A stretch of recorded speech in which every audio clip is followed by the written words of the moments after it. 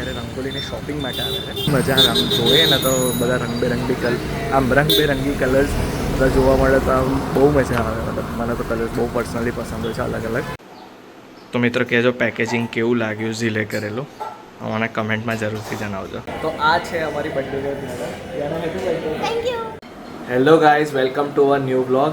તો આજે કાળી ચૌદસ છે, તો ફર્સ્ટ ઓફ ઓલ બધાને હેપી કાળી ચૌદસ. અને હા, આજનો બ્લોગ હું થોડો લેટ સ્ટાર્ટ કરી રહ્યો છું. અરાઉન્ડ 1:30 વાગી ગયા છે. મતલબ નહીં ધોઈને અને પહેલાંના જે બ્લોગ્સ બાકી હતા એ બ્લોગ્સ એડિટ કરીને અત્યારે શાંતિથી બેઠો છું. અને આવતીકાલે કે પરમ દિવસે દિવાળી છે એવું છે, કંઈક એક દિવસ પડતરનો છે કે એવું કંઈક છે, મમ્મી એવું કહેતી હતી. એટલે દિવાળીના ફટાકડાનો વિડીયો એ દિવસે જ આવશે જે દિવસે દિવાળી છે. સો એ વિડીયો જોવાનું બિલકુલ ભૂલતા નહીં. એ દિવસ બધા ફટાકડાનું ટેસ્ટિંગ, બધા ફટાકડા ફોડીશું. સો એ વિડીયો બહુ જ મજાનો હશે.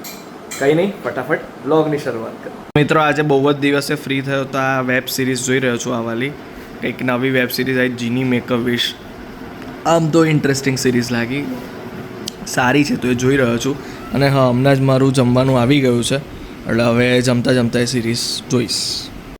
તો મિત્રો આજે અમારે કેક અને ચોકલેટ બેવના ઓર્ડર હતા. તો ઝીલે આ રીતે કંઈક પ્રિપેર કરી છે કેક. બાય ધ વે મારા મામાની છોકરીની બર્થડે છે, એટલે આજે અમે સાંજે બર્થડે પાર્ટીની સેલિબ્રેશનમાં બી જવાના છે બહાર બધા જમવા, અને બધા ભેગા બી થવાના છે ત્યાં. તમે આખા ફેમિલી જોડે એમ તો બધાને ઓળખો જ છો, જે જૂના વ્યુઅર્સ છે એ લોકોને ખબર છે બધા કોણ છે કોણ નહીં, એ બધું ખ્યાલ જ છે. બટ તો બી છતાં બી હું મારા ફેમિલી જોડે તમને મળાવું. અને હા, જો આ રીતે કેક બનાવી છે. આ 1 kgની કેક છે ને અત્યારે અમે આ 2 ચોકલેટ ડિલિવર કરવા જઈ રહ્યા છે. 2 પિસ્તા કુનાફા ચોકલેટ છે, એટલે કુનાફા પિસ્તાશિયો એવું અમે એને નામ આપ્યું છે. ચોકલેટ ડિલિવરી કરવા જઈ રહ્યા છે. તો મિત્રો જો આ રીતે ઝીલ મસ્ત પેલી જે મેં ચોકલેટ બતાવી હતી એને પેક કરી રહી છે. અમે કંઈક આ રીતે પેકિંગ કરીને આપતા હોઈએ છીએ જે ચોકલેટ્સ અમે આપતા હોઈએ છીએ. તો આ રહી ઝીલ, એ અત્યારે મસ્ત એવી ચોકલેટ પેક કરી રહી છે. તો મિત્રો કહેજો પેકેજિંગ કેવું લાગ્યું ઝીલે કરેલું, મને કમેન્ટમાં જરૂરથી જણાવજો. મારા હિસાબે તો ક્યુટ લાગે છે પેકેજિંગ, એકદમ મિનિમલિસ્ટિક અને સીધું સિમ્પલ પેકેજિંગ છે. ડાયરેક્ટ ખોલો ને ખાઈ.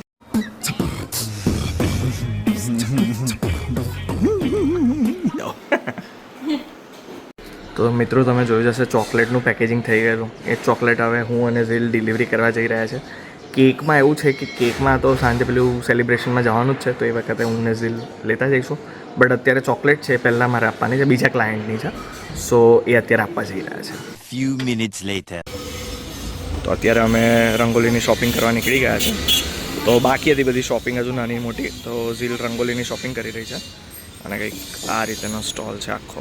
તો અમે અહીંયા અત્યારે શોપિંગ કરી રહ્યા છે.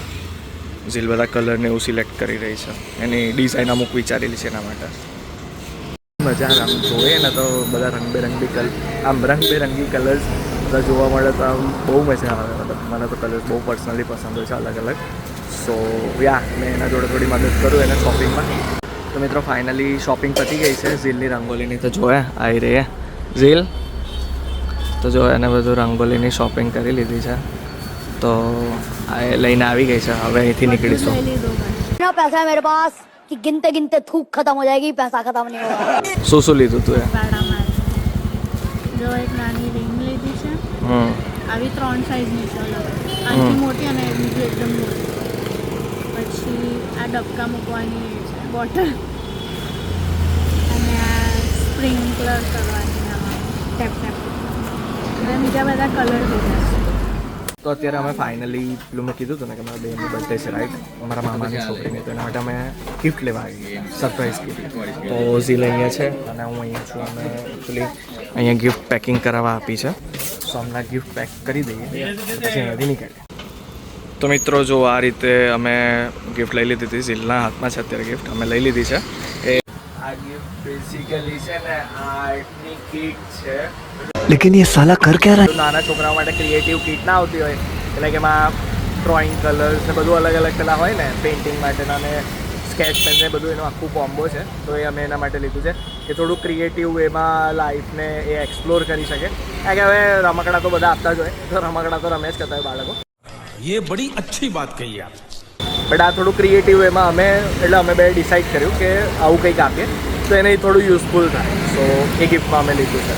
એ ઓપન કરશે કદાચ. જો અત્યારે જ ઓપન કરશે તો હું તમને બતાવીશ કે કઈ રીતેનો સેટ છે. ફ્રેન્ડ્સ, જો અમારા ગલીના જે કૂતરા, સોસાયટીના કૂતરા છે, આવી ગયા છે. કારણ કે એ લોકોને હું રોજ જે ખાવાનું ખવડાવતો હોઉં છું, સો એ લોકો અત્યારે ખાવાના માટે આવી ગયા. તો મિત્રો જો આ રીતે એ લોકોનું સ્પેશિયલ ડોગ ફૂડ આવે છે. ફૂડ આપતો હોઉં છું તો જો કેટલા આળસ છે. वाह, पूरे गड़ा खानदान में एक तू ही है आलसी. इतनी क्या नींद आती है तुझे? कितना सोएगा? लगता है तेरी नींद अब तक उड़ी नहीं है. પડ્યું ખાય છે. અને આ બીજું છે ખબર નહીં એને કઈ વાતનો વેટ છે, તે વેટ કરી રહ્યો છે. તો મિત્રો હું ઘરે આવી ગયેલો. ઘરે આવીને રેડી બી થઈ ગયો છું. કારણ કે પેલું બર્થડે પાર્ટીમાં જવાનું તમે કીધું હતું ને, એટલે એના માટે રેડી થઈ ગયો છું. ટી શર્ટ જ પહેરી છે બિકોઝ મને આવા છે ને સાયલન્ટ કલર્સ વધારે ગમતા છે. લાઈક પેલા કહેવાય ને શાંત કલર, કે જે બહુ ભપકા ના હોય, એટલે હું આવા જ કલર પહેરતો હોઉં છું. સો આ રીતેનું મેં આઉટફિટ પહેર્યું છે. ઝીલ પહેરે એટલે ઝીલનું બી બતાવું. અને હા, અમે 4 જ જણ જવાના છે. હું, પપ્પા, મારો ભાઈ અને ઝીલ. કારણ કે મમ્મીને હમણાં રિસન્ટલી એક્સિડન્ટ થયું હતું, એટલે મતલબ એને એક અનફોર્ચ્યુનેટ ઇવેન્ટ થયેલો અમારા ફેમિલીમાં. સો એના લીધે અત્યારે એને ચાલવામાં થોડી તકલીફ થતી હોય છે. સો એ નથી આવવાની, એ ઘરે જ રહેવાની છે. અમે 4 જણ જવાના છે. તો હું ત્યાં જઈને બ્લોગ કન્ટિન્યુ કરું. મિત્રો જો ઝીલે મસ્ત ને કેક રેડી કરી દીધી છે. ફાઇનલ ટચઅપ આપી દીધું છે આ રીતે. સો કેક તો જોવામાં બહુ જ સારી લાગી રહી છે. આ રીતે રિબન્સનું ડેકોરેશન રાખ્યું છે અને આ રીતે અમારા સિસ્ટરનું નામ છે. સો આ રીતે એને રેડી કર્યું છે. સારી લાગે છે કેક. ઓકે, તો ફાઇનલી અમે લોકો બર્થડે લોકેશન પર આવી ગયા હતા. તો ઘી ગુડ રેસ્ટોરન્ટ છે, ત્યાં આવ્યા છે. સો હવે ઉપર જઈને બર્થડેનું સેલિબ્રેશન કરીએ. તો કંઈક આ રીતે બર્થડેનું ડેકોરેશન છે, હેપી બર્થડેનું. અને પપ્પા મારા કેક લઈને આવી ગયા છે. પપ્પાને અમે કેક આપી હતી.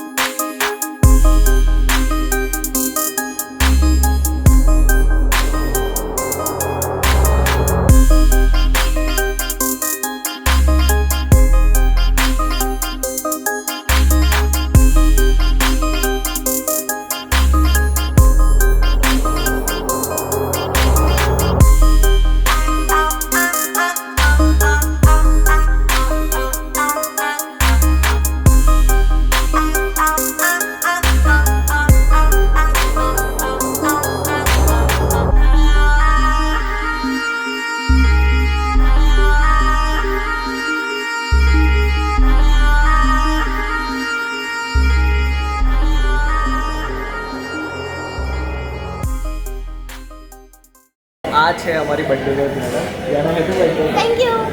ધ્યાના કેટલા વર્ષની છે? 10 years. 10 યર્સની થઈ ગઈ છે અમારી ધ્યાના. હવે ડબલ ડિજિટમાં આવી ગઈ છે. તો બધાને ફટાફટ જલ્દીથી જલ્દી કમેન્ટમાં હેપી બર્થડે વિશ કરજો.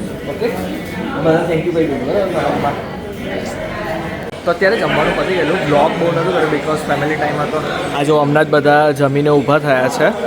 અને બ્લોગ એટલે ના કર્યું કારણ કે ફેમિલી ટાઈમમાં મને આમ થોડું ઓછું ગમે કે બ્લોગ એવું કરી. એટલે સારું એવું હતું. 50 જેટલી આઈટમ હતી કદાચ જમવાનાની. બહુ જ બધું હતું, એટલે શું ખાવું શું નહીં ખાવું એ કન્ફ્યુઝ થઈ જાય. બટ હા, ઓવરઓલ એક્સપિરિયન્સ સારું અને એમ્બિયન્સ બી તમને બતાવી દઉં કે કઈ રીતે. તો બસ કંઈક આ રીતે મારો દિવસ વીત્યો હતો.